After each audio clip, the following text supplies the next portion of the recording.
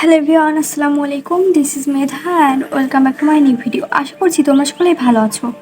আজ আমি সপ্তম শ্রেণীর বাংলা বইয়ের 82 থেকে 86 পৃষ্ঠা পর্যন্ত বিস্তারিত এই বিষয়টি আলোচনা করব। তো চলো ভিডিওটি শুরু করি। পরে কি বুঝলাম?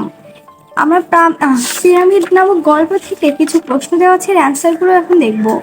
আচ্ছা, প্রথম প্রশ্নটি বলা আছে, লেখক এখানে কিসের বিবরণ দিয়েছেন? লেখক এখানে মিশরে পিরামিডের বিবরণ দিয়েছেন।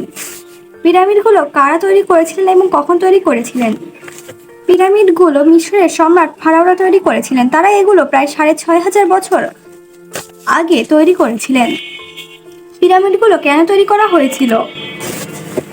ফারাওরা মনে করতো মৃত্যুর পর তাদের দেহ পচে গেলে অথবা কেউ স্পর্শ করলে তারা পরকালে অনন্ত জীবন ও যৌবন পাবে না, আর তাই তারা পিরামিড তৈরি করেছিল যেখানে তাদের মৃত্যুর পর তাদের দেহ মমি করে যত্নের পিরামিডের মধ্যে রাখা থাকবে।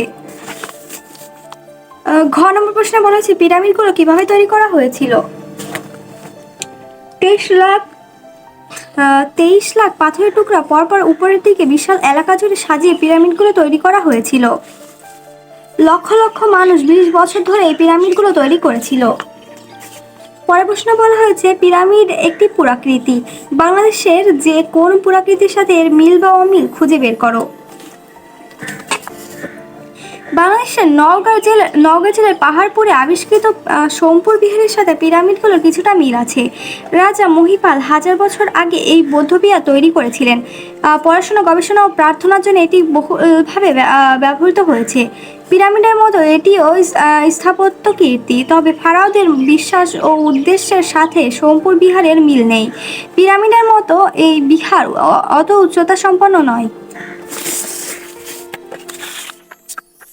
বলিও লিখি, পিরামিড রচনায় লেখক যা বলেছেন তার নিজের ভাষায় বলো এবং নিজের ভাষায় লেখো। তো এই অ্যান্সারটি আমরা এখন দেখব। পৃথিবীর শ্রেষ্ঠ কীর্তিস্তম্ভ এবং সপ্তমাচার্যের অন্যতম উদাহরণ হলো পিরামিড।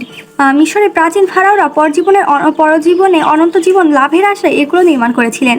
পিরামিডগুলো এতটাই শক্তিশালী যে হাজার হাজার বছর ধরে পৃথিবীর সকল ঝড়ঝাপটা, ভূমিকম্প সহ্য করে এখনও অক্ষত অবস্থায় আছে। ফারাও মিস্ত্রিরা কুঠুরি বানানোর শেষে বের হওয়ার সময় মস্ত পাথর দিয়ে এত মজবুত পালিশ তারা লাগিয়েছিল যে পিরামিডের ভেতরে প্রবেশ করার পথ খুঁজে বের করতে গিয়ে পৃথিবীবাসীকে 6500 বছর চেষ্টা করতে হয়েছিল।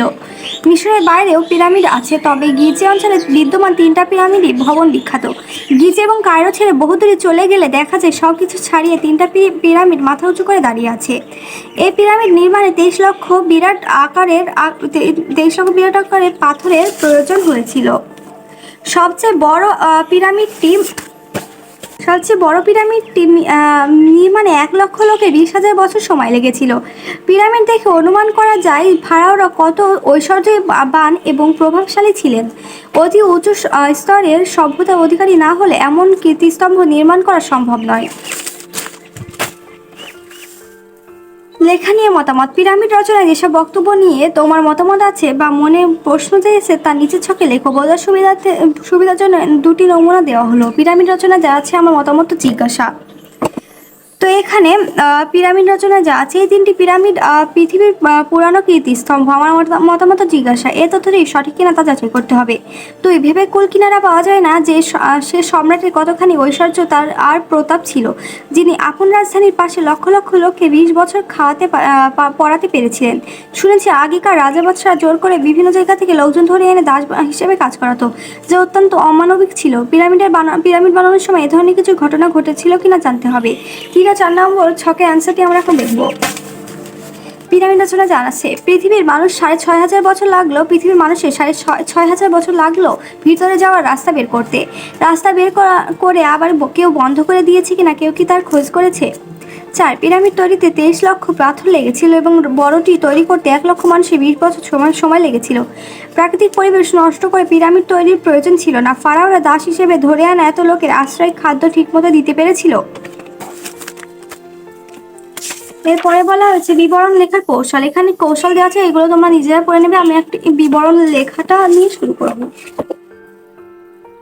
মানুষের তৈরি পুরাতন কোনো স্থাপত্য নিদর্শনকে পুরাকৃতি বলে। বাংলাদেশে অনেক পুরাকৃতি যেগুলো কোনোটি হাজার হাজার বছরের পুরানো, যেমন বগুড়ার মহাস্থানগড়, নওগাঁর সোমপুর বিহার, বাগেরহাটের সাত গম্বুজ মসজিদ, দিনাজপুরের কান্তজির মন্দির, ঢাকার আহসান মঞ্জিল ইত্যাদি। তোমার এলাকার অত্যন্ত 50 বছরের পুরানো কোনো স্থাপত্য সম্পর্কে 100 থেকে 150 শব্দের মধ্যে বিবরণ লেখো। তো এর অ্যান্সারটি আমরা এখন দেখব।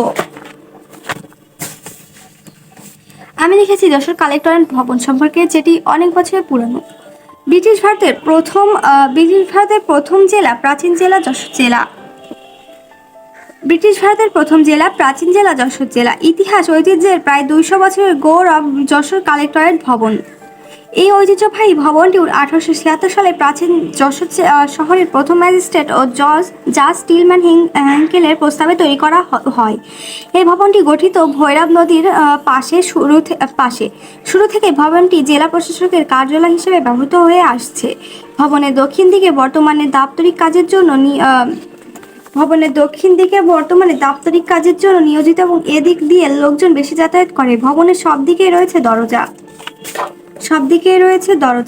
1801 সালে যশোর জেলার প্রথম কালেক্টরেট ভবন বর্তমানের স্থানে গড়ে তোলা হয়। 1885 সালে বর্তমান ভবনটি একতলা নির্মিত হয়। এক দরজার এই ভবন ছিল তৎকালীন বাংলার দীর্ঘতম ভবন।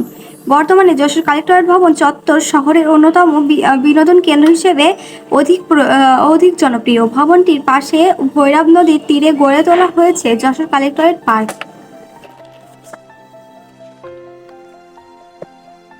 যশোর কালেক্টরেট পার্কের পাশে রয়েছে ফ্লাওয়ার পার্ক। তাছাড়া এখানে 3 বিঘা জায়গা জুড়ে রয়েছে একটি পুকুর।